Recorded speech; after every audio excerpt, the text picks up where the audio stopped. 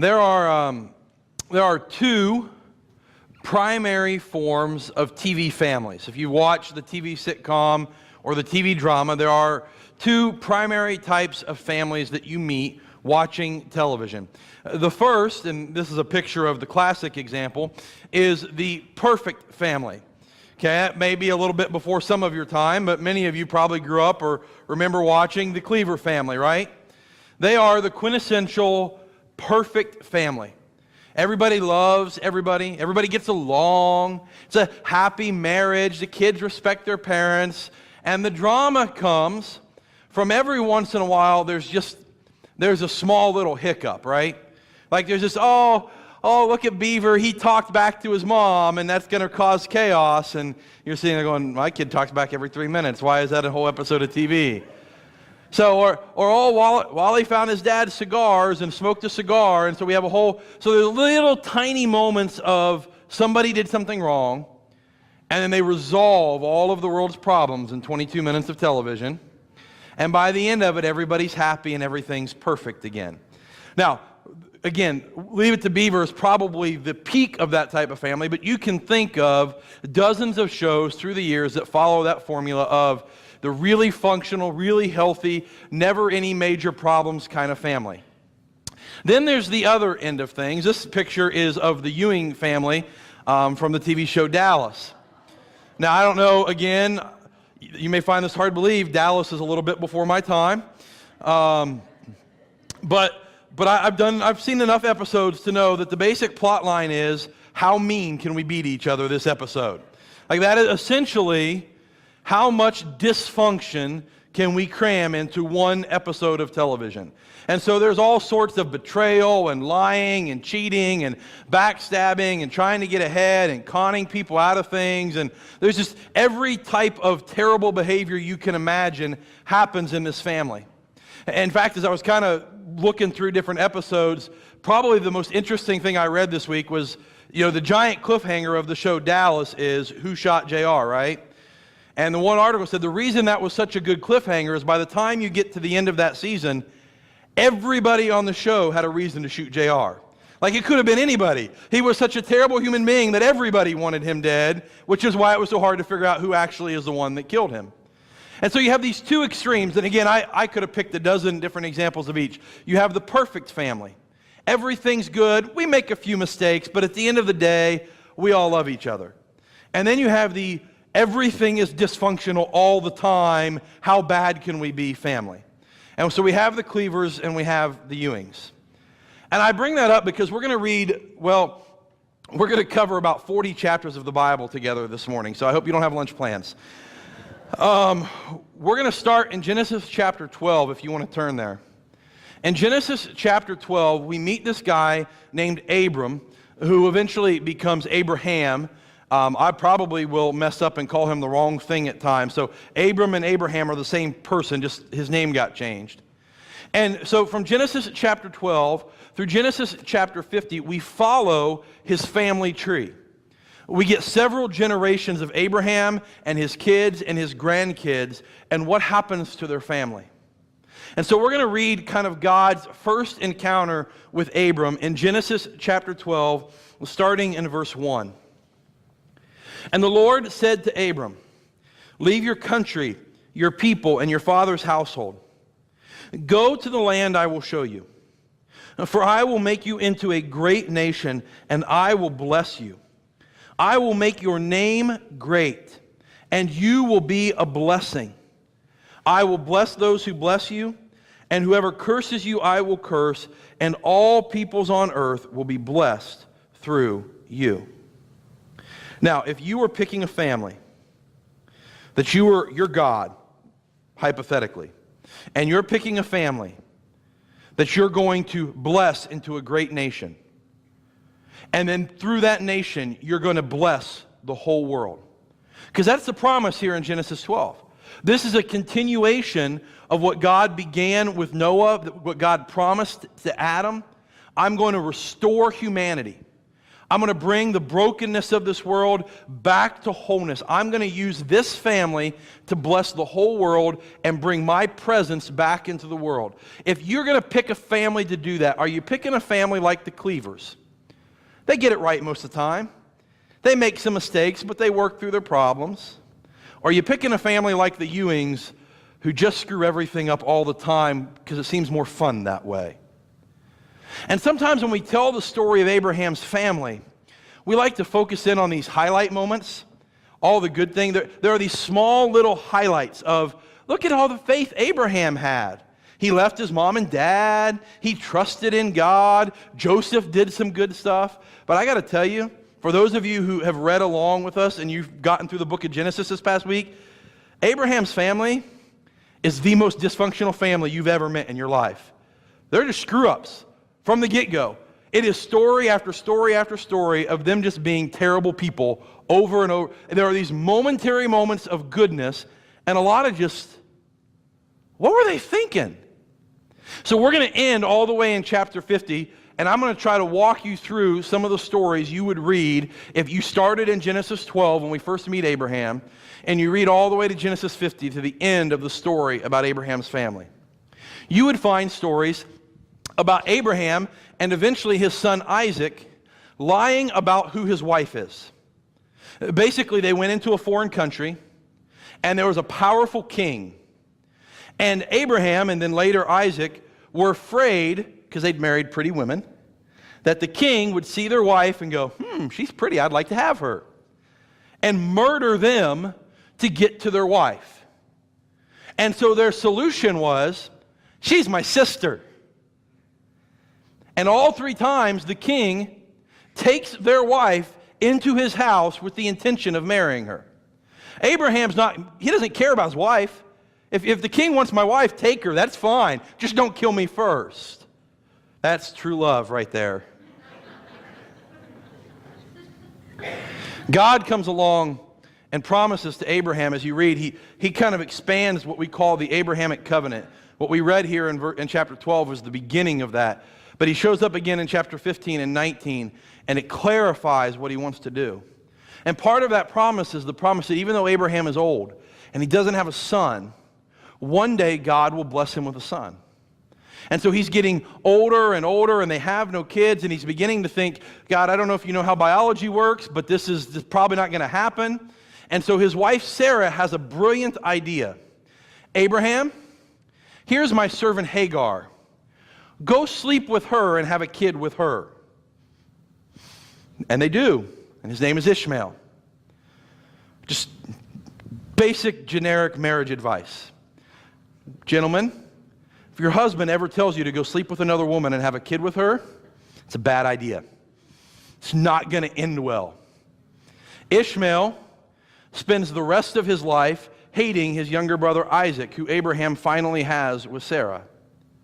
They despise each other, and for what it's worth, their descendants are still fighting today, 4,500 years later. The Jews and the Islamic people. It's not a good idea to sleep with your wife's servant, but it won't be the last time the family does this. After Abraham exiles Ishmael and Isaac grows up, Isaac has two kids of his own. Their names are Jacob and Esau.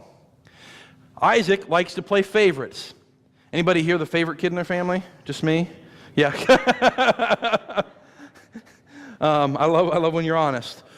Anybody ever been the least favorite kid in the family? Yeah. Isaac loves Esau, but Isaac's wife loves Jacob. And so we read these stories about how Jacob cons his brother out of what is rightfully his. The first time Esau is hungry, he's been out hunting all day, and he comes in and he's famished, and Jacob is making some soup. And Jacob says, listen, I'll give you a bowl of soup. I just would like your inheritance, please, your birthright. You're the oldest son. That means that when dad dies, you get to be in charge. You get a bigger inheritance. If I could just be treated like the older son, then here you can have a bowl of soup. I sure hope it was good soup. Then later on, when it comes time for the blessing to be passed along, the blessing is the blessing that we just read in Genesis 12. God takes the promise he made to Abraham, passes it on to his son Isaac, and they're getting ready to pass it on to the next generation. It should go to Esau, the oldest son in the family, but Jacob wants the blessing for himself. So he and his mom get together. Jacob dresses up in a fancy costume, cooks a meal, convinces his dad, who is blind, "Hey, I'm Esau," and steals the blessing from his brother. So we've lied, we've cheated, we've stolen, we've stabbed each other in the back, we've already got sexual immorality, and we're only 2 generations in. We're only like 8 chapters into the story. It really gets exciting when Jacob goes to find a wife for himself. He loves this girl named Rachel because she's purty. He thinks she's cute, and he wants to marry her. And he works 7 years for her dad. 7 years I'll work for you if you give me the right to marry your daughter. So he works 7 years, time for the wedding comes along, and his uncle Laban throws this big, giant feast. And the text kind of implies that Jacob probably had a little too much drink, and it was late at night, and he goes into the tent, and Laban brings his daughter out, and she's got a veil on her face, and they're going to consummate the wedding. And Jacob wakes up in the morning and goes, "That's the wrong sister." Yeah. On his wedding night, his uncle tricked him, and he lied to him, he cheated him, he tricked him, he gave him the wrong daughter. He steals 7 more years of work from him. And here's the best part. And as you read the story, one of the things you realize is Jacob resented Leah for the rest of their lives.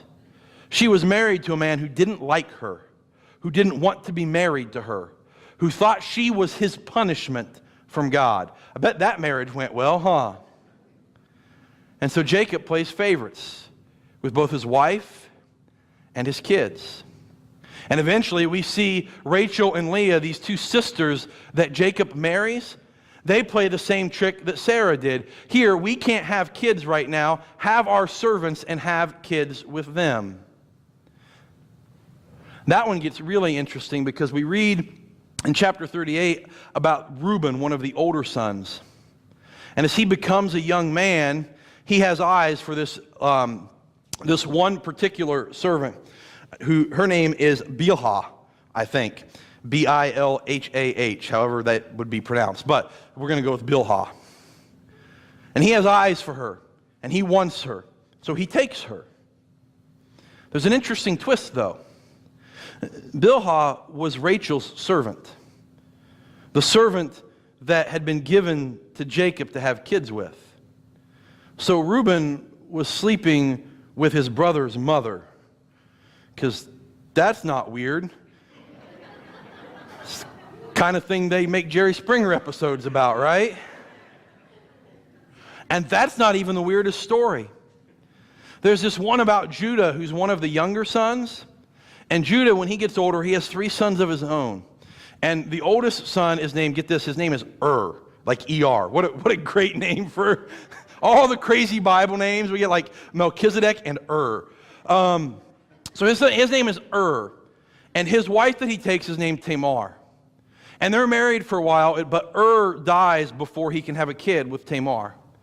And family custom would dictate that what Judah is supposed to do is take Tamar, his daughter-in-law, and give her to his second son so that she can have a family. So she's not just out there by herself, because for a woman in that day to not have a son, there would be no one to take care of her in her old age.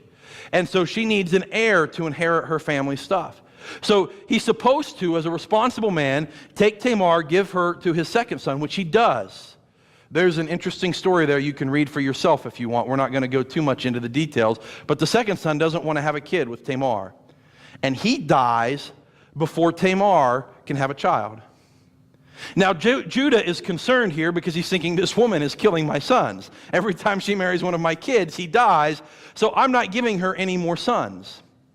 And Tamar is thinking, I have to have a kid. If I don't have a kid, what's going to become of me? And so, kid you not, in your Bible is this story. She goes to a nearby town, and when Judah shows up with sheep to shear for the season, she dresses up like a prostitute and wears a veil over her face so that he can't see who she is.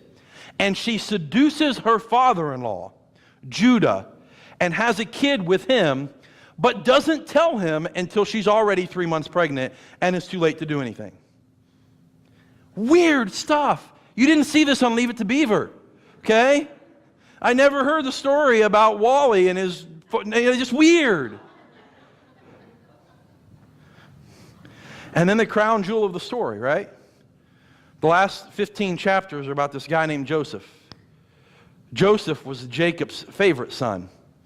He was the oldest son of Rachel, the only wife that Jacob really loved. And he played favorites with him. He bought him special things. He gave him special privileges. And things really got dicey when Joseph started to have dreams where he was telling his brothers, one day I'm going to rule over you. They already didn't like the little guy, and now he's bragging about the day he's going to be their king. It didn't go over real well. And so they decide they're going to sell Joseph into slavery. And they send him off to Egypt. And that part of the story, at least anybody who's ever had a sibling has thought about selling them into slavery at least once or twice. You just didn't know how to do it, or you probably would have. That part of the story, I get the resentment. I don't get how these boys went back to their father and told him that their son was dead, and watched their dad mourn and grieve and be depressed over the loss of his favorite child. For decades, they let him grieve the loss of Joseph, thinking he was dead, and never told him otherwise. And so in the span of essentially 40 chapters, 38 chapters, we have every type of sexual immorality you can dream up. We have lying, we have deceit, we have backstabbing, we have conning, we have trickery, we have multiple marriages, we have playing favorites with kids. We have it all. I'll be honest, I'm surprised as many weird shows as are on my TV that Netflix hasn't taken these plot lines and put them into a soap opera and started streaming something. It's craziness. It is the most dysfunctional family you would ever meet. And so when we read this story, we have to ask the question, what's going on here? Why does the God of the universe, who saw how bad sin had gotten, who saw how far humanity had gone, pick this guy Abraham, who's going to have glimpses of faithfulness? There are going to be some great moments. When God says, go sacrifice your son, and Abraham goes, you know what? I don't understand, but I trust God so much that if that's what he says I'm going to do, I'm going to do it. When Joseph is given the opportunity to commit sexual immorality with Potiphar's wife, and he says, no, I am a man of integrity. I'd rather go to jail than break God's heart. There are these moments of faithfulness surrounded by a whole lot of just garbage. Why? Why not the cleavers? And I think there are two things that stand out to me as I read through Genesis this past week. And the first one is this.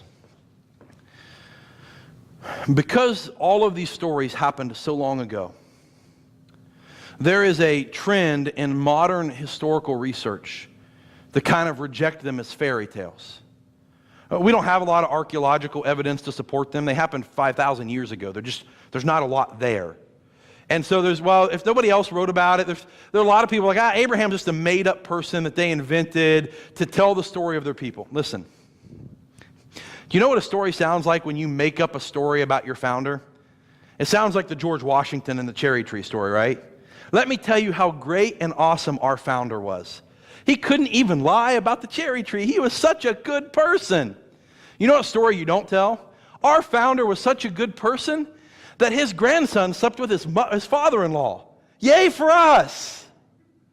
The Jewish were the most committed to sexual purity and religious purity and dietary purity of anyone in the world. If they're making up stories, they would have edited this stuff out. This is not the kind of stuff you make up to go, look how great we are. This is the stuff you put in there to go, listen, we're a mess. And God loved us anyway. And that's really the second point. You see, if the story of Abraham's family was of these great men and women of faith who occasionally messed up here and there, we'd look at those stories and go, I can never do that. Man, my family's a wreck. Have you met my family? I got this person and that person. We got two good people in my whole family, right? You come to a family reunion, now you talk about dysfunction. You ain't got nothing on us. And yet when you read the story of Abraham's family, you quickly realize that God's ability to use them had almost nothing to do with their goodness. It had to do with His grace and their willingness to trust Him. And that was it. And so we come to chapter 50, and we read what is essentially the thesis of the story. We're going to be in chapter 50, verse 12 in just a minute. Give you a little bit about what's going on here. So Joseph has been sold into slavery. He has risen to a position of power in the Egyptian empire. And there is a famine in the land. And there's no food to eat except in Egypt. And so Joseph's family has come to Egypt, and he has taken care of them. He's already offered them forgiveness. They've already moved there. Because of his power, he's given them land, he's given them food. His brothers, his father, they're all being taken care of because of the good things that have happened to Joseph. But Joseph's father, Jacob, has just died. And the brothers are concerned that the only reason Joseph was being nice to them is because Dad was still alive. And so as soon as Dad is dead, the real Joseph's going to come out, and he's going to throw them in prison or kick them out or punish them. He's going to get his vengeance. He was just being nice because Dad was around. And so this is what we read in Genesis chapter 50. We're in verse 15. When Joseph's brothers saw that their father was dead, they said to one another, "If Joseph is holding a grudge against us, he will certainly repay us for all the suffering we caused him." So they sent this message to Joseph. "Before he died, your father gave a command. Say this to Joseph, 'Please forgive your brother's transgression and their sin, the suffering they caused you. Therefore, please forgive the transgression of the servants of the God of your father.' And Joseph wept when their message came to him. And then his brothers also came to him, bowed down before him, and said, 'We are your slaves.'" Man, they're good at sucking up, aren't they? But Joseph says to them, "Don't be afraid. Am I in the place of God? For you planned evil against me, and God planned it for good to bring about the present result, the survival of many people. You planned this thing for evil. You decided to hurt me. You made a terrible, despicable, wicked choice." And I want to give them a little bit of credit. Like, they don't have access to the law yet. God has not given them right and wrong yet. He hasn't laid down the parameters of the covenant yet. That won't happen for another 500 years. But I'm pretty sure that selling your brother into slavery is always wrong, whether you have a rule or not against it. Like, I'm pretty sure that's always inherently wrong. Pretty sure dressing up like a prostitute and seducing your father-in-law, that's always pretty much not a good idea. And this verse, though it applies specifically to Joseph first, they planned to harm him and punish him and get rid of him, and God took their wicked act and used it to carry out his plan and to save thousands of lives. It actually applies to the entire book.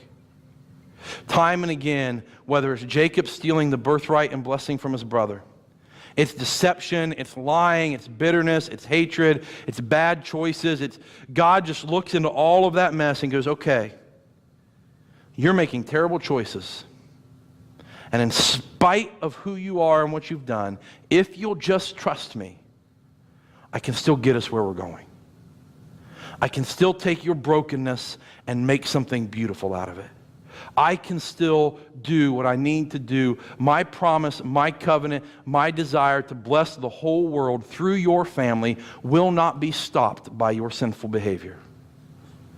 So what we talked about last week, for those of you who are with us, that our sin breaks the heart of God, but it does not thwart the plan of God. That our sin may sadden him and grieve him, and he hates it, and it breaks our relationship with him, but it does not prevent God from doing what God is going to do. There's an old story about a man by the name of Edwin Landseer. He was a painter in the 17 and 1800s in Scotland. And the story that is told about him is that he had gone to visit a wealthy man at a giant mansion in Scotland. And while they were having dinner the one night, one of the servants had tripped and spilled the drinks onto the wall and stained the wall. And the owner of the house was furious with this servant, had rebuked him, had sent him away, had threatened, just upset that this wall in his dining room had been ruined by all of these spilled beverages. And as the legend goes, the following morning, the landowner, the mansion owner, had to go to a meeting, and the whole family had left. And Edwin Landseer asked if he could stay behind. And he pulls out a set of his charcoals, and he begins to paint on the wall where the things were spilled. And the final result is this picture. He just painted around the spill. He just filled in all the colors. And he painted this giant mural in the dining room hall of a beautiful waterfall. And what had been a mess, what had been a mistake, what had been an accident, became a masterpiece in the hands of an artist. And when we read the story of Genesis, what you should be struck by again and again and again is Abraham and Isaac and Jacob and Esau and Judah and Reuben. They make a mess of everything. And God steps into their mess and goes, watch what I can do with a little bit of faith. And I love these stories because we're a mess, right? I mean, if we're honest with ourselves. Individually, we've got junk in our hearts and in our lives, and we make a mess of stuff. 99% of people I meet have this inner dialogue of all the things they wish they had done differently.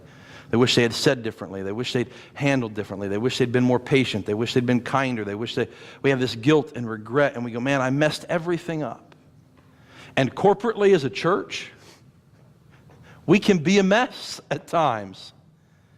We bicker with each other. We hold grudges. We mess up. We make bad choices. We do all sorts of things, and we go, man, I can't believe I did it. I wish I'd have done better. And the promise of Genesis is that God can step into our mess, and with a little bit of faith and a whole lot of grace, He can make a masterpiece. Our sin may break the heart of God, but it does not thwart the plan of God. Our brokenness, our mess, our poor choices will not stop the blessing of God and the kingdom of God from fulfilling its purpose. We just have to keep trusting Him. So we're going to use this closing time here as a time of prayer. We're going to watch a video with a song on it. And the words to this, it's called Something Beautiful. Or Beautiful Things, sorry. The words go something like this. All around, hope springs up from the old ground. Out of the chaos of my life, I am found in you. You make beautiful things. You make beautiful things out of the dust. You make beautiful things out of us. That we serve a God who is not limited by our inadequacies. We serve a God who, like a master artist, sees our mistakes and says, if you'll let me, I can make something beautiful out of that. So I'm going to encourage you as the song plays to use this as a time of prayer. Maybe you need to pray for yourself. God, I've made a mess of my life. I have this relationship that I have broken, and I need you to make something beautiful out of what I have done. My family or my coworker or maybe you need to pray for our church. God, I've done some things to hurt some people here, or some people have done things to hurt me, and I see this brokenness here. God, I want you to make something beautiful out of our church. But we serve a God who, with a little bit of faith and a whole lot of grace, can make something beautiful out of our biggest mistakes. Why don't you use this time for prayer?